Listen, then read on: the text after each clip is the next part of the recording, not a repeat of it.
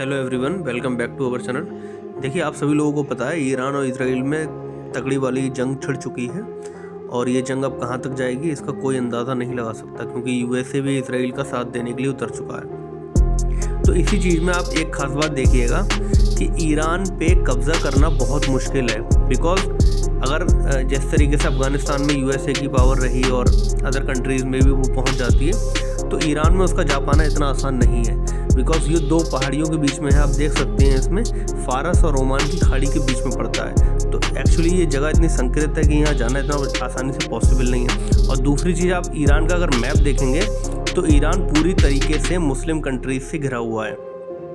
तो यहाँ पे कोई भी कंट्री ऐसी नहीं होगी जो अपनी लैंड को यूज़ करने देगी कि आप मेरी लैंड पे आइए और ईरान पे हमला करिए। जैसे मान लीजिए Afghanistan, Pakistan, Turkmenistan, Azerbaijan, Iraq हो गया, इधर बहरीन, कतर, यूएई की जितनी कंट्रीज़ हो गई, तो ये कोई भी कंट्री कहीं ना कहीं परमिशन नहीं देगी यूएसए को कि आप यहाँ पे आके ईरान को पूरी तरीके से कैप्चर करते रहिए।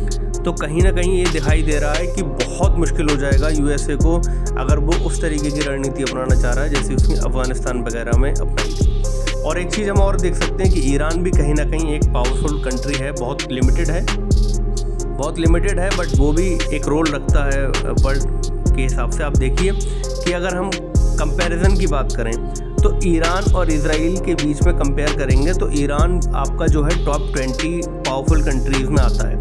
पावरफुल कंट्री यानी आर्मी के हिसाब से पावरफुल कंट्रीज़ में आता है टॉप 20 के हिसाब से। आप लिस्ट देख सकते हैं। देखिए, सबसे पहले यूएसए आता है, नो डाउट, रशिया, फिर चाइना, फिर इंडिया, बिकॉज इंडिया हमारा 4th नंबर पे आता है। It is a highly appreciable thing.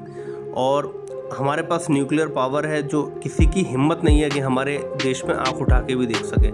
तो इस लिस्ट में आप देख सकते हैं जिन कंट्रीज़ के पास अगर न्यूक्लियर पावर है तो उन्हें ऊपर रखा गया है। तो इसी लिस्ट में 20 नंबर पे कहीं ना कहीं ईरान भी आता है। टर्की का लिस्ट में थोड़ा ऊपर नाम है।